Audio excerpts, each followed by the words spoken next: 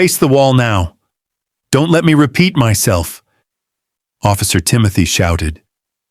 Officer! I just finished paying for these items. This has to be a mix-up. I told you to face the wall, Officer Timothy shouted again. I'm a retired Navy Admiral.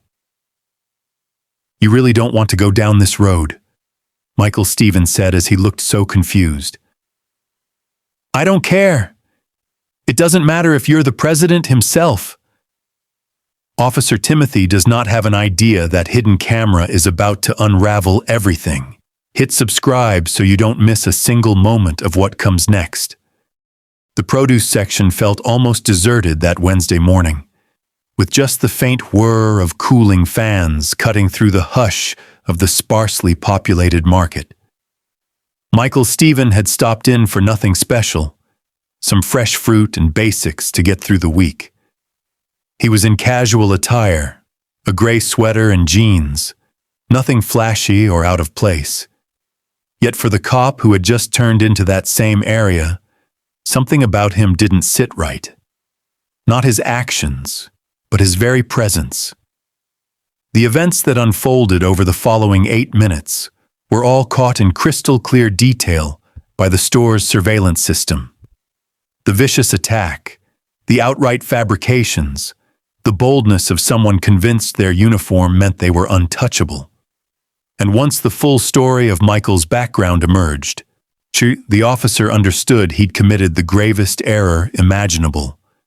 The recording would explode online, racking up views in the millions overnight. Every single moment preserved there became the irrefutable evidence that would shatter one career and affirm a lifetime of quiet endurance.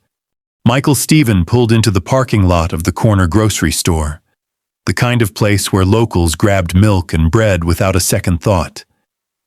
It was mid-afternoon, sun filtering through scattered clouds, and he had just one goal: pick up a few items and head home. No rush, no drama. He stepped out of his car, a modest sedan that matched his low-key style. At 62, Michael carried himself with the quiet poise of someone who'd faced storms, literal and otherwise. Decades in the Navy had shaped him, rising to admiral, commanding ships through crises that tested lesser men. But today, he was just a retiree in jeans and a plain shirt, list in hand. Eggs, coffee, some fruit. Simple. Inside, the store hummed with routine. Fluorescent lights buzzed softly overhead, aisles half empty. Michael grabbed a basket and headed toward produce, nodding politely to the cashier who recognized him from prior visits. He scanned the apples, picking a few ripe ones, his mind drifting to dinner plans. Everything felt normal, until it didn't. As he turned the corner, a figure caught his eye at the end of the aisle, a uniformed officer standing still, watching. Michael's instincts prickled, but he shook it off. Just a cop on patrol.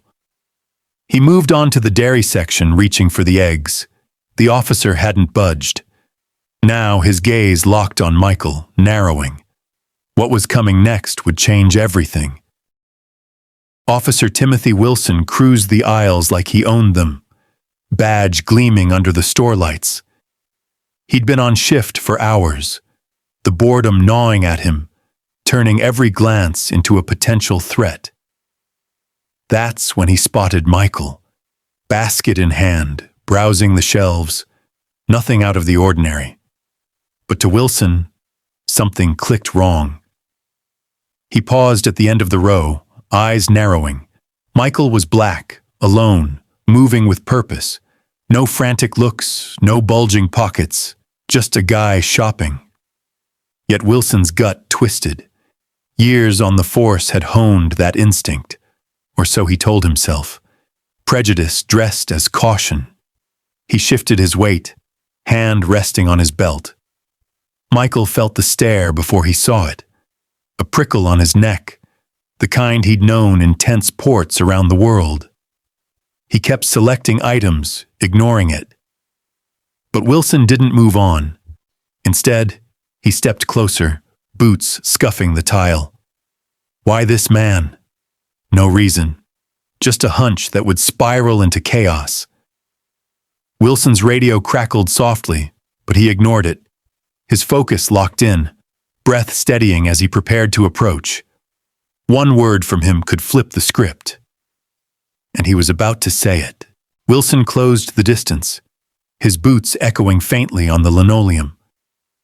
Michael set the eggs in his basket and straightened, meeting the officer's eyes with steady calm.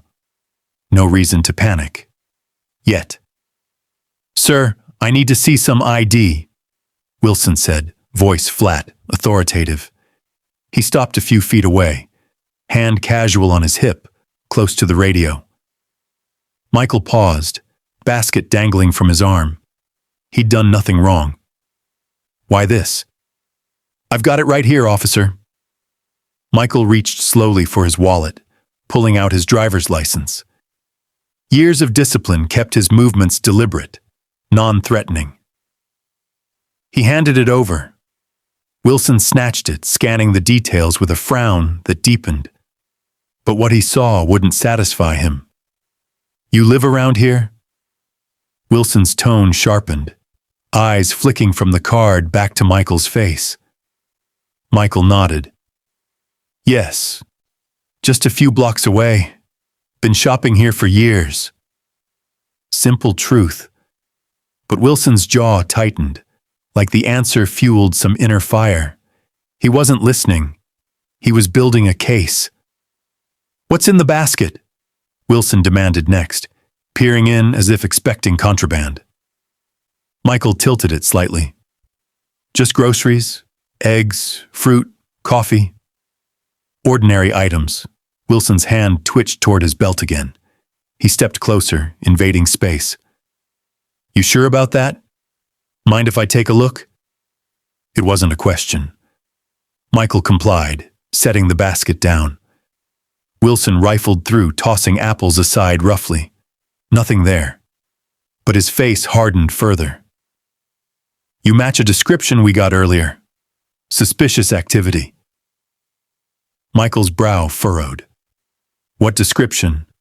No details offered. Just vague power play.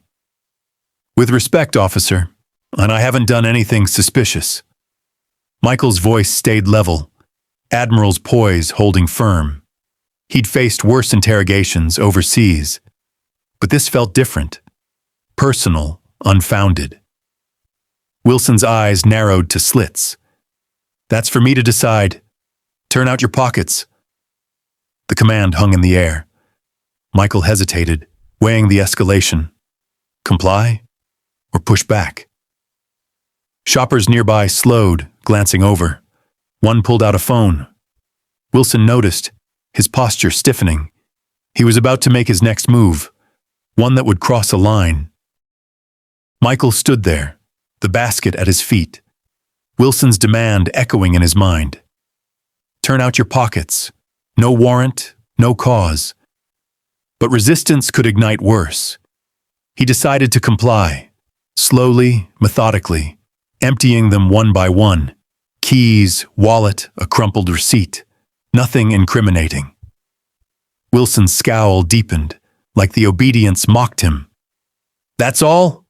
Wilson snapped, stepping even closer, his breath hot, uniform brushing Michael's arm. Michael nodded.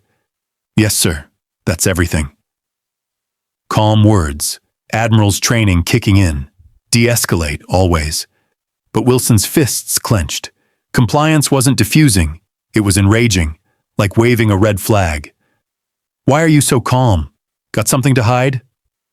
Wilson's voice rose, drawing more eyes. A woman with a cart froze nearby, her phone half raised. Michael kept his tone even. "No, officer. Just cooperating." He spread his hands open, palms up, vulnerable. Wilson grabbed his wrist suddenly, twisting it back. Pain shot through Michael's arm, but he didn't flinch. Not yet. The grip tightened. "You think you're smart? Answering like that?" Wilson's free hand jabbed Michael's chest, pushing him against the shelf. Cans rattled. Michael's heart raced, but his face stayed neutral. "I'm not resisting," he said quietly. Each word fueled the fire. Wilson's eyes wilder, breath quicker. Why? No logic here. Just raw power unchecked. Shoppers murmured now, a small crowd forming. One man whispered to another, filming discreetly. Wilson glanced their way, irritation flashing. He released the wrist but didn't back off. On the ground. Now. The order barked out, absurd. Michael paused, calculating. Dropped to his knees in a grocery store. For what? He started to lower himself, knees bending. But Wilson wasn't waiting. In a blur, the officer's boot swept forward. The boot connected with Michael's leg, a sharp thud that echoed down the aisle. He staggered but didn't fall, grabbing the shelf for balance. Pain flared, but he bit it back, decades of command keeping him upright. Wilson loomed, face flushed, ready for more. But now, they weren't alone. A middle-aged woman pushing a cart halted mid-stride, her eyes widening at the shove. She whispered to her husband, who nodded, pulling out his phone. The screen lit up, camera app opening. They weren't the only ones. An elderly man at the end of the row froze, bread in hand, staring. His hand dipped into his pocket, emerging with a device. Recording started silently. Murmurs rippled through the store. A young clerk stocking shelves paused, glancing over. She hesitated, then stepped back, phone in grip. More shoppers drifted closer, curious, concerned. Then one guy in a hoodie raised his device overhead, capturing the angle. Wilson's aggression, Michael's restraint, it was all being documented. Unseen eyes multiplying, the air thickened with tension. Wilson glanced sideways, spotting the first phone. His posture shifted, a flicker of unease, but anger overrode it. "Back off, all of you!" he barked at the gathering crowd. They didn't. Instead, a few more devices appeared, lenses pointed like accusations, pressure mounting, invisible but heavy. Michael noticed too, his peripheral vision catching the flashes. Help, or just spectators? He straightened, ignoring the throb in his leg. "Officer, please!" But Wilson cut him off, grabbing his collar. The crowd gasped collectively. One woman called out, "Hey, that's not right!"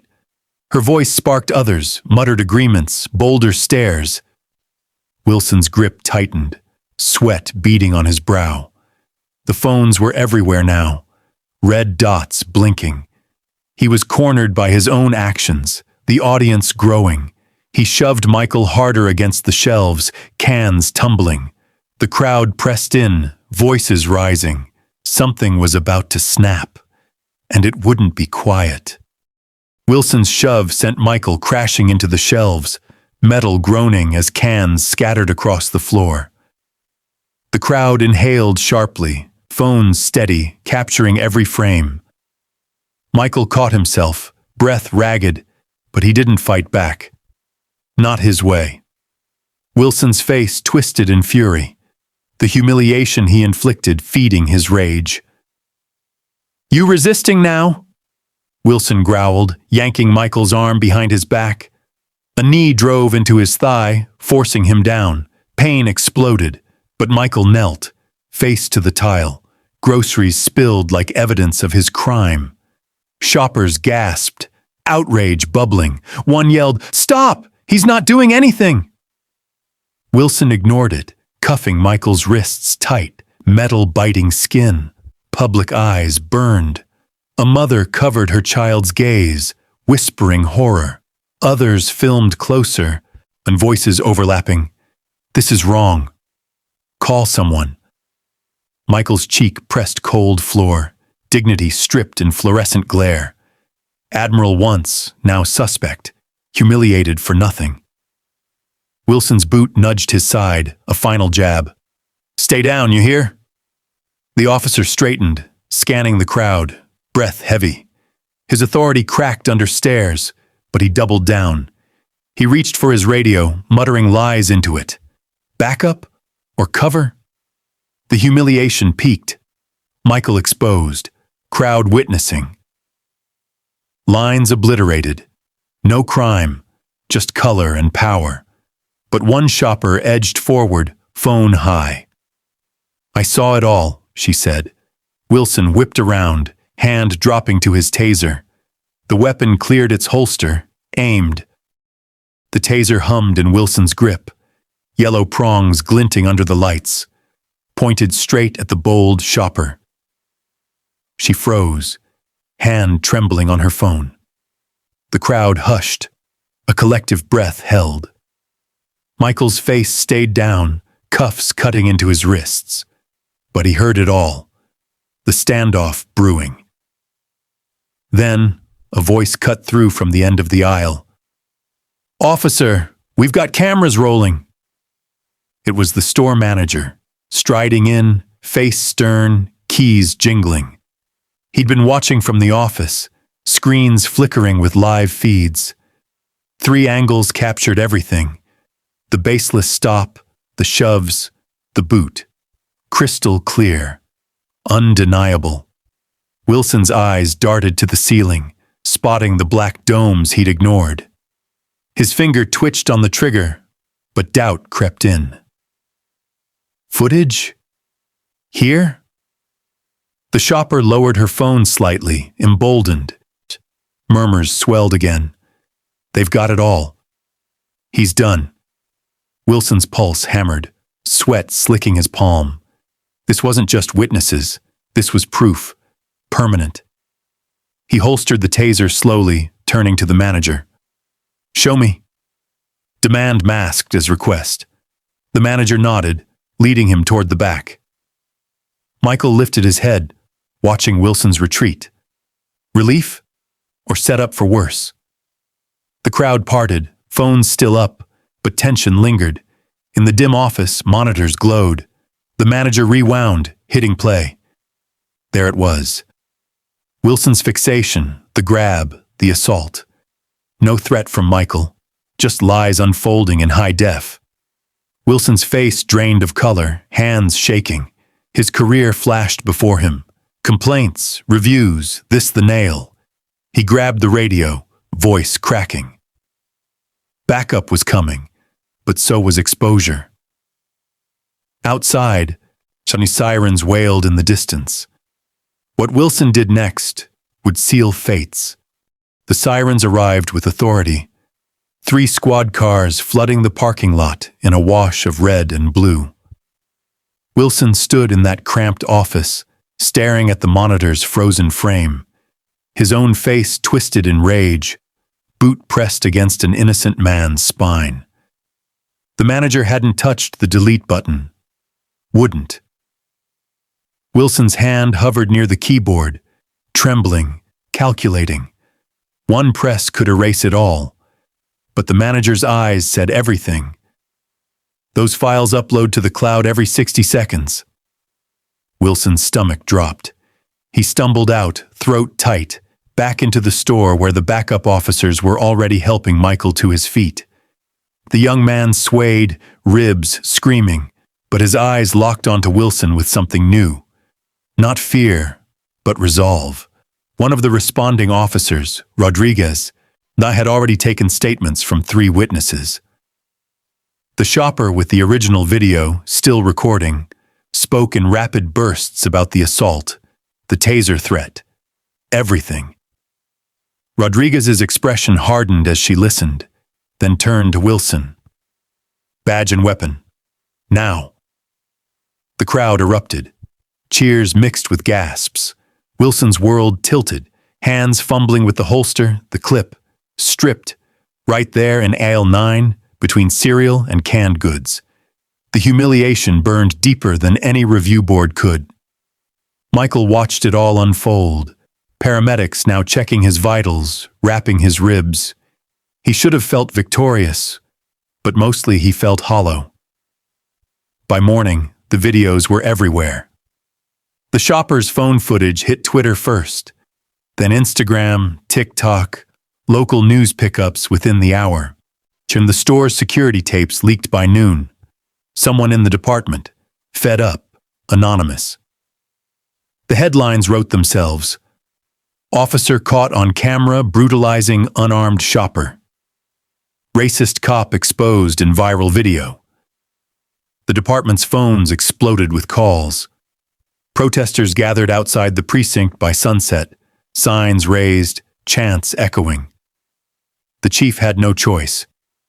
Internal Affairs launched an investigation, but the pressure from above, mayor's office, media, the streets, demanded faster action. Wilson was suspended pending review, but everyone knew. That footage didn't lie. Michael's lawyer, pro bono, now after seeing the videos, filed suit before the week ended. Civil rights violation, assault, battery. The case was airtight. Wilson sat in his darkened apartment, blinds drawn, watching his own downfall loop on every channel. His phone buzzed relentlessly. Reporters, old colleagues distancing themselves, one message from his sergeant. "You're done." He'd thought he was untouchable, badge as shield. But cameras don't care about badges. Michael, meanwhile, became a face of something bigger. Interview requests poured in. Activist groups reached out. His story a rallying cry. He hadn't asked for it, didn't want to be a symbol, but the world had decided. His ribs still ached, the bruises a deep purple map of that night. Yet something had shifted inside him. He'd been silent too long, too afraid. Not anymore. The department scrambled, promising reforms, body cam mandates, bias training. Performative, many said, but the videos had forced their hand. Wilson's hearing was set for 3 weeks out, though the outcome felt inevitable. The evidence was everywhere, shaped replaying endlessly, immortalized in pixels and shares. But as the views climbed into the millions, one question gnawed at Michael, keeping him awake in the hospital bed that first night. How many others had Wilson done this to when the cameras weren't rolling? The hearing room felt smaller than it should have, walls closing in despite the high ceilings and rows of wooden benches. Wilson sat at the defendant's table, suit pressed but wrinkled where his hands kept gripping the fabric. 3 weeks had aged him. Hollowed cheeks, eyes sunken from sleepless nights watching his life disintegrate in real time. The review board filed in, 5 stone-faced officials carrying folders thick with evidence. He knew what was inside. Everyone did.